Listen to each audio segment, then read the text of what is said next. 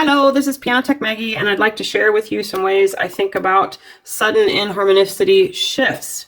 So if I'm tuning and I'm moving downward, let's say I'm going to tune E, all right, and I've tuned everything else. I'm going to look at 3 intervals for this video mainly. I might mention a couple others, but we're going to look at a major third, a perfect fourth, and a perfect fifth.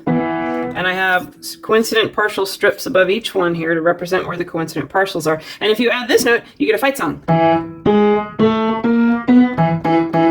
So first we're going to look at the fifth. These are the coincident partials of the fifth. Then we're going to look at the fourth. There's the coincident partials of the fourth. Then we're going to look at the major third. Here's the coincident partials of the major third. Now notice the coincident partials of the smaller intervals get higher as you go up.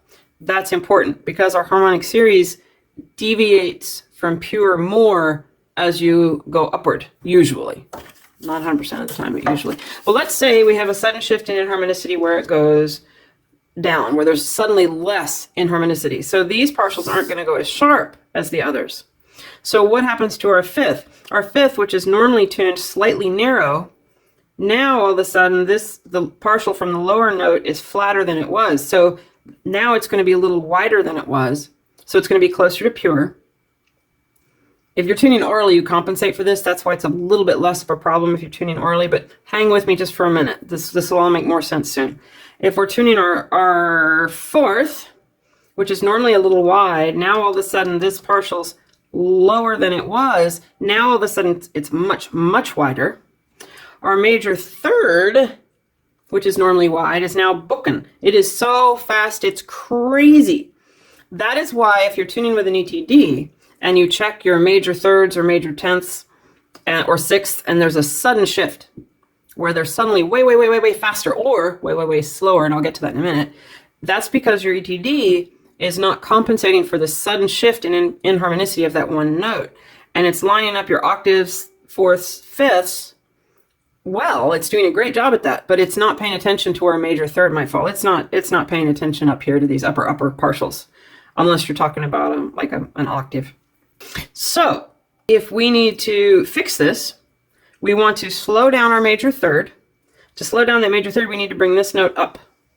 All right. If we bring this note up, our fifth that has gotten too close to pure can come back narrow where it ought to be. Our fourth, which has gotten much too wide, can be brought back to where it needs to be, and we can slow our major third down. This seems simple, but it's not quite this simple. If I were to get this major third exactly where it needs to be progress-wise, I might have a pure fourth, which would be okay, but I might have an extra narrow fifth. So you've got to balance it. If the inharmonicity shift isn't too big, you can have a nice fourth, a nice fifth, and get this major third progressing really well. You might have a pure fourth, but that's okay.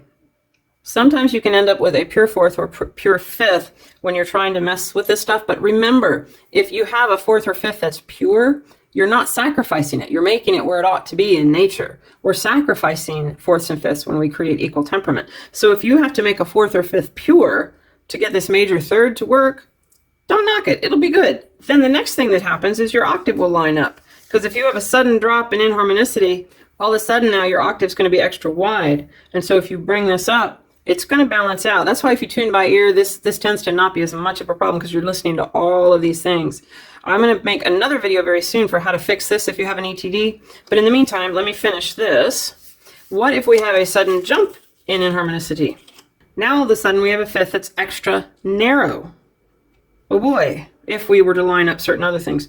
Our fourth, which was originally wide, is now closer to pure or possibly inverted if you have an ETD. And then our major third, the bottom partial has come up. It's gone sharp, it's gone up.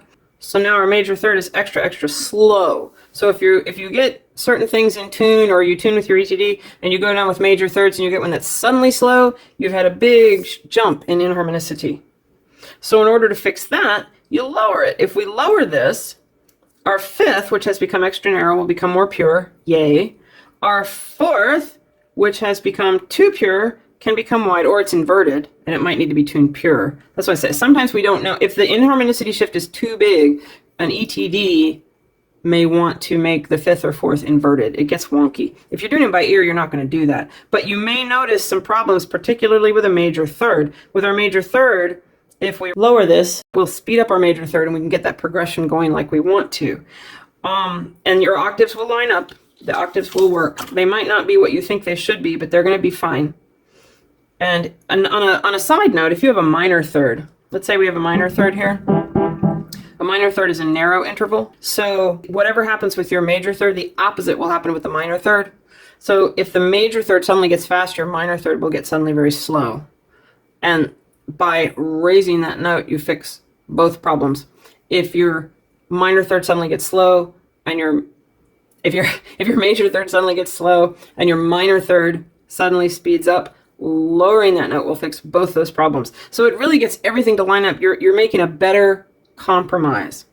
So you're already compromising because you're tempering. You have to do a temperament. So in harmonicity, you have to compromise even more. If you have inharmonicity shifts, you have to compromise even more. And when you do that, you must balance your major thirds, your tenths, your fifths, your fourths. They may not lie exactly where you think they should be, but if you check all the intervals, it'll tell you where it needs to go.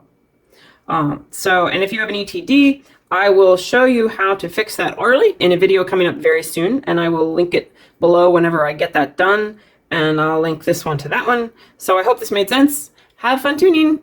Don't forget to subscribe, like this video. Yay! Bye.